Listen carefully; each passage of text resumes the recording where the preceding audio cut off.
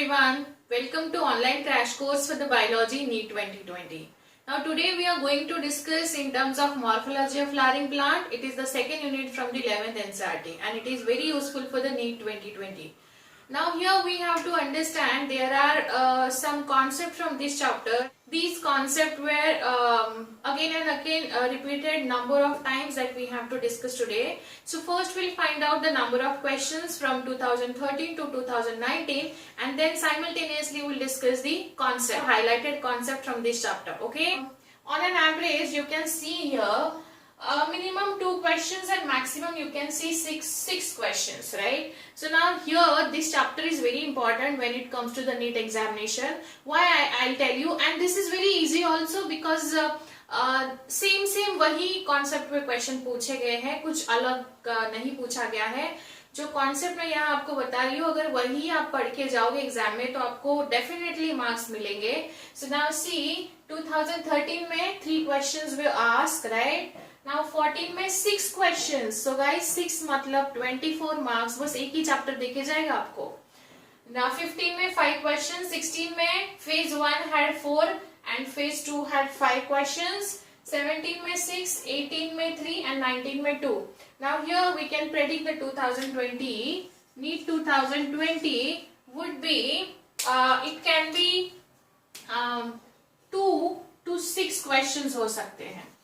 It can be 2 to 6 questions. So basically you cannot leave the whole chapter for like you cannot skip this chapter.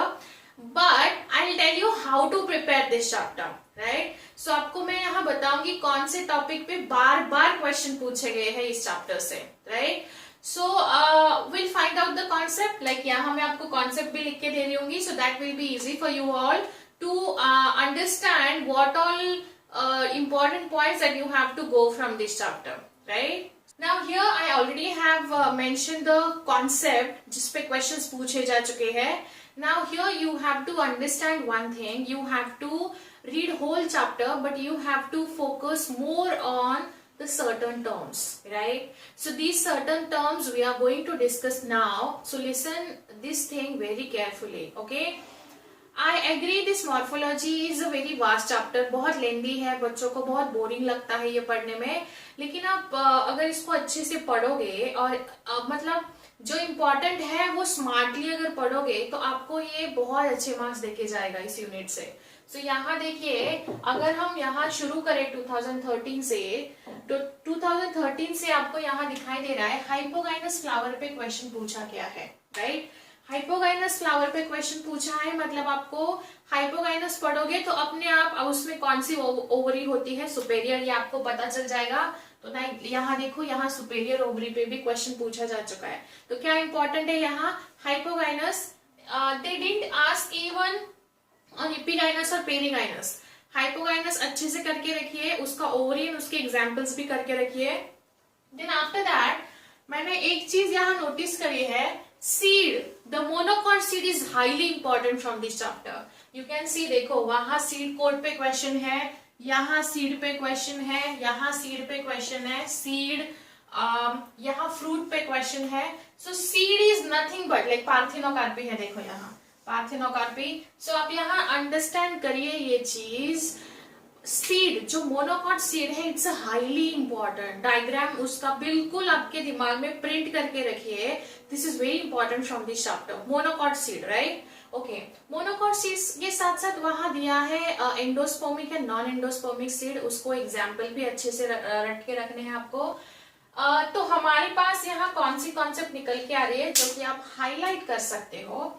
पहला तो है hypogynous flower, hypogynous flower and उसके साथ साथ उसमें कौन सी ovary होती है, रिस्पेक्टिव एग्जांपल्स ऑफ दिस. फिर उसके बाद आपको सीड पढ़ना है, बट मोनोकॉट सीड जो है उसका डायग्राम के साथ आपको दिमाग में छाप के रखना है, right? Okay, now after that you can see here placentation पे बहुत बार क्वेश्चन है. प्लासेंटेशन पे क्वेश्चंस पूछे जा चुके हैं. सो प्लासेंटेशन आपको करना है एंड वो बहुत इजी भी है. मैं आपको यहाँ एक लिंक भी शेयर करूंगी. मैंने एक्चुअल रियल जैसे पी का पॉड या फिर लेमन या फिर टमेटो के साथ मैंने ये एक सेशन लिया है, तो मैं इसका लिंक शेयर कर दूंगी, आप वहां जाके देख सकते हो। सो बेसिकली प्लेसेंटेशन पे क्वेश्चंस है, आपको रिस्पेक्टिव एग्जांपल्स याद रखने पड़ेंगे। And then after that I have notice one thing in this chapter, they have given the root modification, stem and leaf modification. But आप यहाँ देख सकते हो बार बार स्टेम मॉडिफिकेशन पे क्वेश्चंस पूछे जा चुके हैं। लाइक फॉर एग्जाम्पल अगर आप यहाँ देखोगे तो देखो स्टेम मॉडिफिकेशन पे क्वेश्चन पूछे जा चुके हैं, थॉर्न स्टेम मॉडिफिकेशन पे क्वेश्चन पूछे जा चुके हैं, दिस इज ऑल्सो दिस। सो आपको स्टेम मॉडिफिकेशन काफी अच्छे से पढ़ना है। एंड स्टेम मॉडिफिकेशन आपको एनसीईआरटी से तो पढ़ना ही है, but most of the time questions state board से भी आ चुके हैं इस एग्जाम में। तो आपको मैं अगेन लिंक शेयर कर दूंगी, मैंने जो स्टेम मॉडिफिकेशन करवाया है वो दोनों बुक का मिला के करवाया है। Here you have to understand coconut fruit, fruit के बारे में वहां एक क्वेश्चन है और यहाँ एक क्वेश्चन है, राइट। सो फ्रूट जो है, तो फ्रूट में आपको पूरा याद नहीं रखना है। Coconut and mango they have a drupe type of fruit, ये एनसीईआरटी में मेंशन है। फ्रूट बस एनसीईआरटी से करिए, बाहर से मत करिए कहीं से। मैं जो चीज बोल रही हूँ बाहर से करिए, वो ही करिए, जो एनसीईआरटी से पढ़ना है वही एनसीईआरटी से पढ़िए। फ्रूट करोगे तो पेरिकार्प भी हो जाएगा। प्लेसेंटेशन हमने पढ़ लिया। एस्टिवेशन, यस एस्टिवेशन, एक वेक्सिलरी एस्टिवेशन पढ़ के रखना है, बिकॉज वेक्सिलरी एस्टिवेशन आपको पता है it's a special kind of aestivation and which is found in Pisum sativum. So आप यहाँ एस्टिवेशन में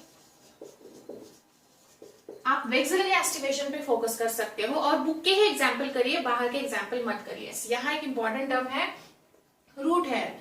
जो शुरू में ये चैप्टर शुरू होता है तो वहां एक डायग्राम दी हुई है, जो कि वो डायग्राम ऐसी है। यहाँ रूट कैप रहेगा, फिर region of meristematic zone, elongation and maturation. So root hair always remember these are unicellular in nature. So root hair हमेशा यूनिसेल्युलर रहते हैं एंड यही इजी सा क्वेश्चन पूछा जा चुका है। तो कोई रॉकेट साइंस नहीं है मॉर्फोलॉजी पढ़ना, बट यस ये काफी ज्यादा मार्क्स आपको देके जाएगा। सो अगर आप जैसे यहाँ स्टैंडर्ड पेटल लिखा हुआ है, स्टैंडर्ड मतलब एस्टिवेशन में कंसिडर किया जाएगा। ट्राइकार्पिलरी सिंकार्पस गाइनोशियम, ये ट्राइकार्पिलरी, अगर आप मेरा मोनोकॉट एंड डाइकॉट का वीडियो देखोगे डिफरेंस, तो वहां आपको ये चीज काफी क्लियर हो जाएगी with real examples. Tricarpellary syncarpous gynoecium ये लिलिएसी फैमिली का कैरेक्टर है। So now here you have to understand, ये बहुत ही इजी सा चैप्टर है, मतलब बड़ा है एनसीईआरटी के अकॉर्डिंग, ये बहुत लेंदी है and it's very vast also, I completely agree. But आपको बहुत स्मार्टली इसका पढ़ाई करना है। एग्जाम पॉइंट ऑफ व्यू से कौन से पॉइंट्स इंपॉर्टेंट है उस पे ज्यादा फोकस करना है।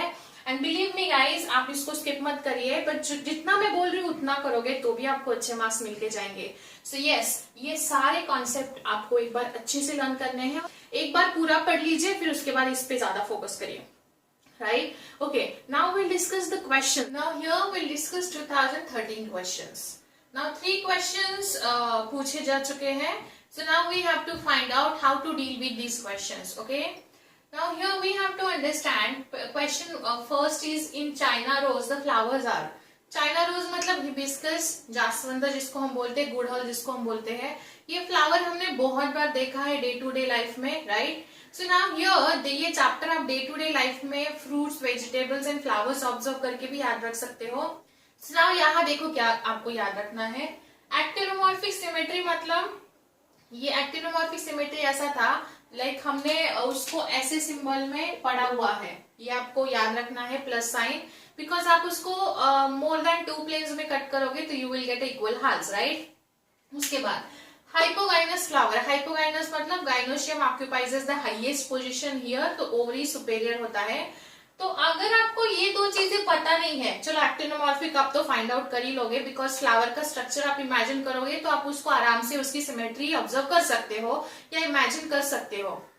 लेकिन हाइपोगाइनस, हिपोगाइनस अगर आपको नहीं समझ में आ रहा है तो look at the aestivation. Aestivation बहुत इंपॉर्टेंट है। अगर आपने ये फ्लावर देखा होगा तो इसका एस्टिवेशन ट्विस्टेड होता है। अगर आपने ये फ्लावर देखा होगा तो देखो इसका एस्टिवेशन ट्विस्टेड होता है। ट्विस्टेड मतलब देखिए यहाँ आप क्लियरली देख पा रहे होंगे, ये पेटल है, उसके ऊपर एक ओवरलैप दूसरी पेटल है, फिर तीसरी है, फिर चौथी है, फिर फिफ्थ है, राइट। सो ये जो ओवरलैपिंग है, लाइक आपने क्या किया है, ये स्ट्रक्चर देखो यहाँ से भी आपको दिखाई दे रहा है, ये पेटल एक दूसरे के अंदर है, राइट। सो एक का एंड अंदर है, दूसरे का बाहर है, यहाँ देखो। सो ये जो है this is a twisted pattern, ये ट्विस्टेड है, वेलवेट तो नहीं है, राइट। ट्विस्टेड ऐसा होना चाहिए, राइट। सो ट्विस्टेड ऐसा है तो सेम ऐसा है, वेलवेट मतलब ऐसा होना चाहिए। There is no overlapping at all, ठीक। मॉर्फोलॉजी का पूरा प्ले लिस्ट है जहां आप जाके रियल एग्जाम्पल के साथ मैंने पढ़ाया है, जो आप देख सकते हो। सो नाउ हियर ट्विस्टेड में बस दो चीजें दी है। क्या दी है? ट्विस्टेड आपको यहाँ दो जगह पे दिखाई देगा, ये वाला ट्विस्टेड है और this one is a twisted. So आपके दो ऑप्शन स्ट्रेट वे चले जाते हैं, B and C. Now the question is A and D. तो ए एंड डी मतलब क्या? यहाँ जाइगोमॉर्फिक है, दिस इज अ जाइगोमॉर्फिक। तो जाइगोमॉर्फिक तो है ही नहीं ना, इसको आप मोर देन 2 प्लेट में कट करोगे तो आराम से, because petals are equal in size. मैं ये ट्रिक हमेशा बता चुकी हूँ क्लास में। पेटल जब सेम होते हैं तो मोस्ट ऑफ द टाइम 99% वो एक्टिनोमॉर्फिक होता है। अगर आपने थोड़ा भी स्मार्टली इस चैप्टर के साथ डील किया होगा ना, तो आप इसको without wasting a single second आप इसको actinomorphic, hypogynous and twisted aestivation करके आओगे। अभी आपको यहाँ ये पता है कि ये हाइपोगाइनस पता है नहीं पता है, doesn't matter. Aestivation and symmetry के साथ भी इक्वेशन करके आ सकते थे, right.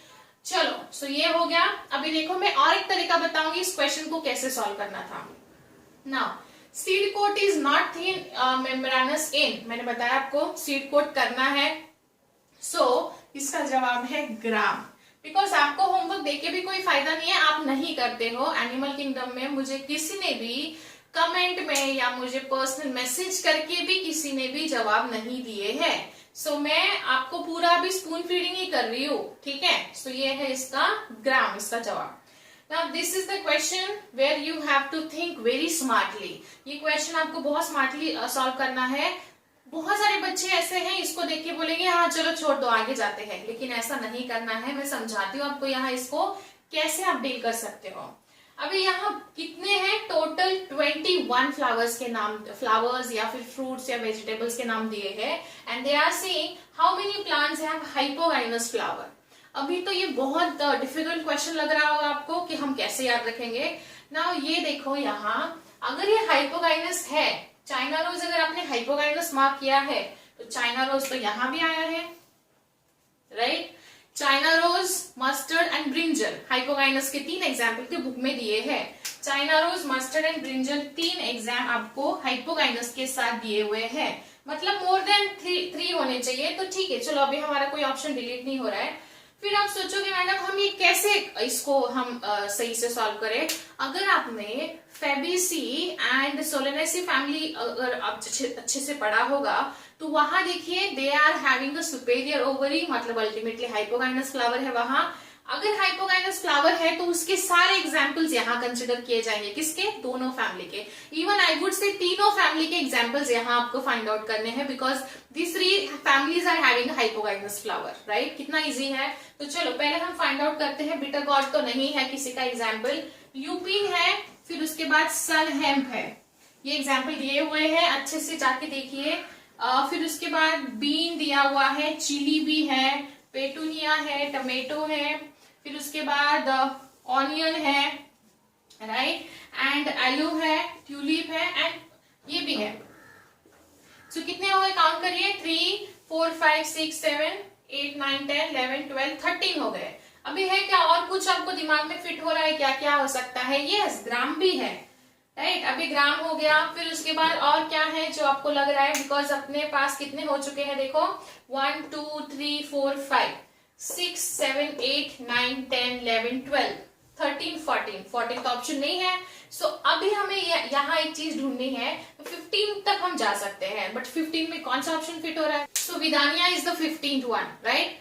So now here we have to understand, हमने ये 15 नाम आपने फाइंड आउट किए हैं, 15 is the correct one. Now से यहाँ आपको एक ट्रिक करना है। आपको अभी एग्जाम में इतने सारे एग्जाम्पल्स पूछे हैं, ये एग्जाम्पल में आपको एक नोटबुक में पूरा लिखना है, लाइन टू लाइन, और उसके आगे उसको हाइपोगाइनस फ्लावर है कि इपिगाइनस है। अभी हाइपोगाइनस तो इतने हैं हमको पता चल गए 15 में से। बाकी एग्जाम्पल्स कौन से फ्लावर्स हैं, उनकी कौन सी ओवरी है, ये आप लिख के रखिए, बिकॉज ये सेम क्वेश्चन 2 बार रिपीट हो चुका है, ठीक है। सो आपको ये बहुत अच्छे से लर्न करना पड़ेगा। मे बी 2020 में भी रिपीट हो सकता है। सो आप उसका होमवर्क करके जाइए ना। अगर आपको पता है ऐसे क्वेश्चंस आते हैं तो होमवर्क करके जाइए अभी, आप हम उसी की तो तैयारी कर रहे हैं. सो यस, नाउ ये क्वेश्चन, इसका जवाब है 15. सो ये बहुत इजी टाइप के क्वेश्चंस पूछे जा चुके थे इसमें. अगर ये आप फिर भी साइड में रखते हो, इसको स्किप करते हो, तो +8 आपको मिलना चाहिए था बहुत easily. Okay, now will see कैसे क्वेश्चंस 2014 में पूछे जा चुके हैं. Now here we'll discuss 2014 के questions, right? So question 1 is very easy. Placentation and pericarp is edible in the tomato. यहाँ मैं ऑलरेडी आपको यहाँ ये कर चुकी हूँ, सर्कल किया है जहाँ इंपॉर्टेंट हाईलाइटेड पॉइंट्स है. आप इसका मे बी स्क्रीनशॉट ले सकते हो. सो टोमेटो में प्लासेंटा एंड पेरिकार्प दोनों एडिबल पोर्शंस होते हैं. सेकेंड क्वेश्चन देखोगे तो सेपल्स एंड पेटल्स ओवरलैप होते हैं विदाउट एनी डायरेक्शन. वो बोल रहा है एक ऐसे कोई मैनर पे नहीं होते हैं, एक पैटर्न में वो फॉलो नहीं करते हैं. और वो ऐसा पैटर्न है लाइक ट्विस्टेड में ट्विस्टेड होते हैं, वेलवेट में ओवरलैपिंग नहीं होता है. बेसिलरी तो काफी स्पेशली पी के लिए बनाया गया है. तो एक एग्जाम्पल यहाँ हमें मिलता है which is imbricate. An example of edible underground steam potato है, राइट? तो पोटैटो को कंफ्यूजन मत करिए रूट में, इसको याद रखिए स्टीम में. फिर उसके बाद करेक्ट स्टेटमेंट फाइंड आउट करना है आंखें बंद करके. This is the correct statement. मैं वापस बोल रही हूँ, यहाँ monocot seeds are very important.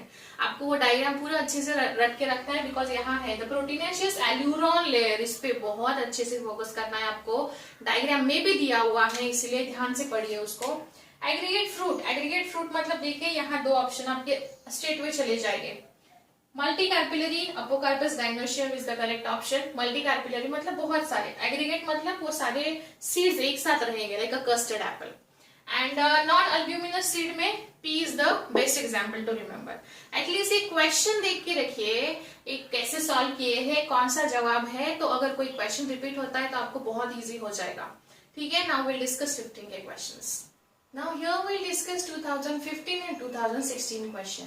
You can see questions were so easy and 2 or 3 questions were repeated from the 2013 to 2019. We'll see that. So now see, first question is root plays an insignificant role in absorption of water and this is basically pistia. Okay, so you must have studied this. Pistia is the correct option for this.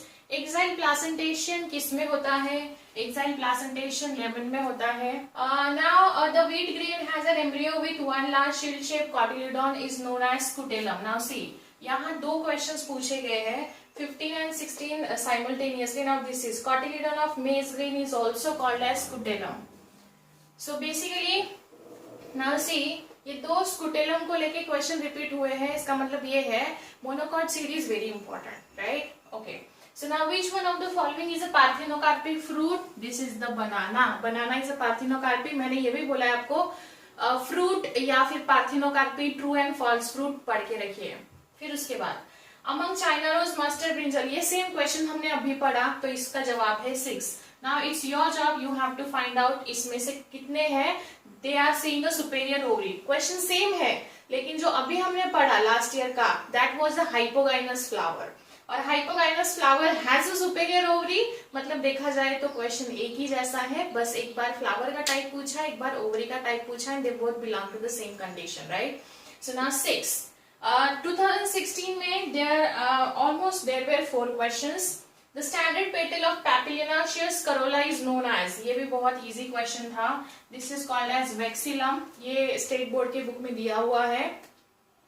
ट्राइकार्पिलरी, अगर आपके पास ये knowledge है the difference between dicot and monocot, when you see tricarpellary, आगे देखो भी मत, तुरंत Liliaceae family को मार्क करके आओ, because as we all know monocot has a trimerous symmetry. So tricarpellary कहीं भी आता है तो that has to do with the monocot only. And pentamerous अगर आता है पेंटाकार्पिलरी, तो वो डाइकॉट हो सकता था. तो as we all know Solanaceae, Fabaceae, ये तो ऑलरेडी बुक में दी हुई है. सो इसीलिए Liliaceae it belongs to the monocot. ये हमने अभी पढ़ा scutellum. Which of the following is not a stem modification? Now here you have to understand this is not a stem modification. So सबसे पहले तो ये हमने thorns of citrus, tendrils of cucumber and flattened structure of opuntia, ये तीनों भी हमने पढ़े हुए हैं, right? So the nepenthes, picture of nepenthes is not the modification of stem. So yes, this is the option for this one. Okay, so now see कितने easy question है. Morphology में बस आपको जो मैं बोल रही हूँ उतना करो.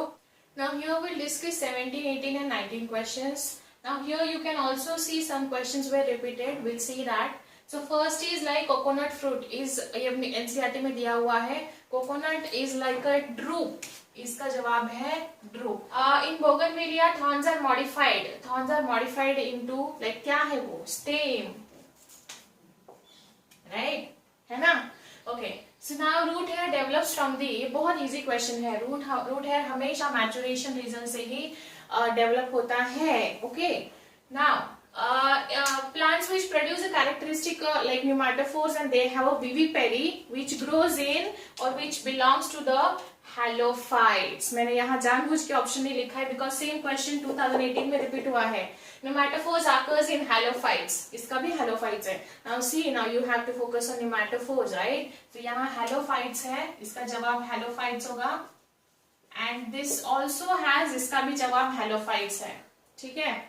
Now, morphological nature of edible part of coconut. Again same year में 2017 में coconut fruit पे 2 questions थे.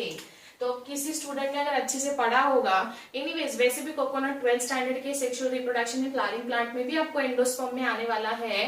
बट यहाँ आप याद रखिए मॉर्फोलॉजिकली जो एडिबल पार्ट होता है that is the technically endosperm. Now you have to understand, यहाँ मैंने बहुत सारे क्वेश्चंस कंसीडर नहीं किए हैं. Those were from the sexual reproduction in flowering plant 12th standard का. तो yes, यहाँ एक क्वेश्चन आपको कम दिखाई दे रहा है. जब हमने डिस्कशन किया था तो मैंने 6 क्वेश्चंस बोले थे.